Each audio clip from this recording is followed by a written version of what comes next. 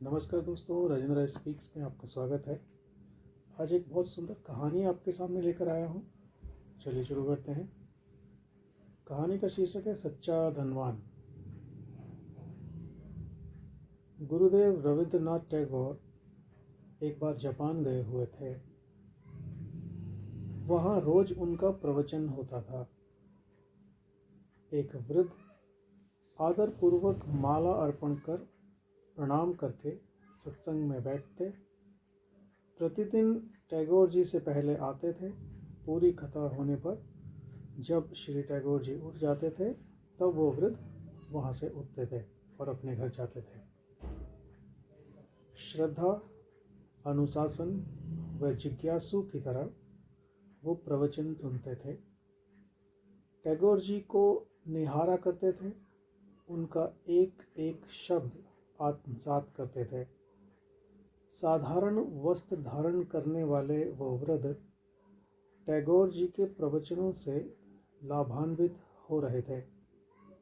कथा की पूर्णता पर लोगों ने जापान की मुद्रा येन और फल फूल आदि के ढेर गुरुदेव के सामने लगा दिए। वो वृद्ध भी गुरुदेव के पास आए और बोले, मेरी विनम्र प्रार्थना है कि कल आप मेरे घर पधारने की कृपा करें।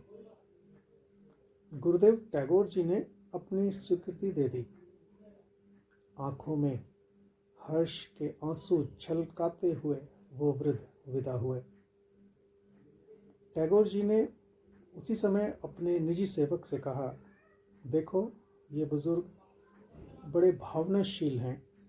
मेरे प्रति उनकी गहरी श्रद्धा है। हमारे स्वागत में वो कहीं ज़्यादा खर्च न कर बैठें, बाद में उन्हें आर्थिक बोझ का कष्ट न उठाना पड़े। 200 येन उनके बच्चों को दे देना। कल शाम 4 बजे हम उनके घर चलेंगे।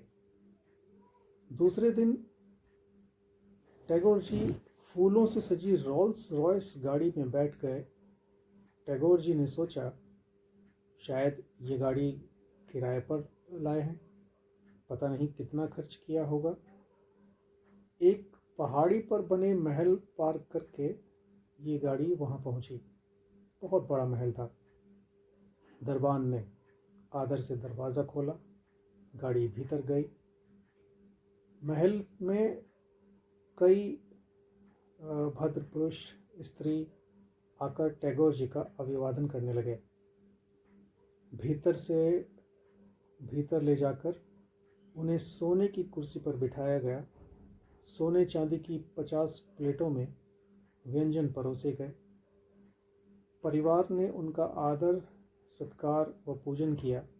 उनके चरणों में पूरा परिवार बैठ गया। तब टैगोर जी बोले, आप मुझे कहाँ ले आए हैं? मुझे अपने घर ले चलें।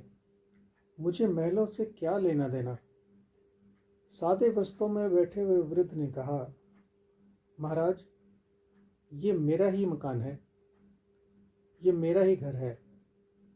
जिस रोल्स रॉयस गाड़ी में हम आए हैं वो मेरी ही है। मेरे पास ऐसी कई गाड़ियां हैं। ऐसी सोने की कुर्सियां मेरे पास बहुत हैं। उसने बारी बारी से अपने परिवार का परिचय कराया। ये गरीब नहीं, अरबपति आदमी था। गुरुदेव बोले, अच्छा, तुम इतने अमीर होकर भी सादे वस्त्र पहनकर सत्संग में बैठते थे? वृद्ध आदमी ने कहा, महाराज, मैं समझता हूं कि ये बाहर का श्रृंगार, बाहर का धन कोई वास्तविक धन नहीं है। जिस धन से आत्मधन ना मिले उस धन का गर्व करना ना समझी है।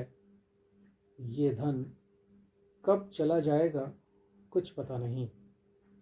परलोक में भी उसका कोई मूल्य नहीं। महाराज, ज्ञान के धन के आगे, भक्ति धन के आगे ये मेरा धन क्या मूल्य रखता है? ये तो मुझसे मजदूरी कराता है, आपके द्वारा दिया गया ज्ञान धन मुझे संभालता है। यही सच्चा धन है जो मेरा रक्षण करता है। मैं सदा आपका आभारी रहूँगा। जो संतोष, शांति आपके सत्संग में मिली, वो इस धन से नहीं मिलती। भिखारी की तरह सादे वस्त्र पहनकर आपके चरणों में बैठा हूँ। आज मैं धन्य हो गया।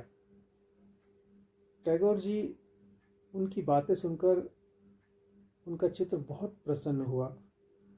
गुरुदेव टैगोर ने कहा, जहाँ ज्ञान का आदर होता है वहाँ जीवन का आदर है।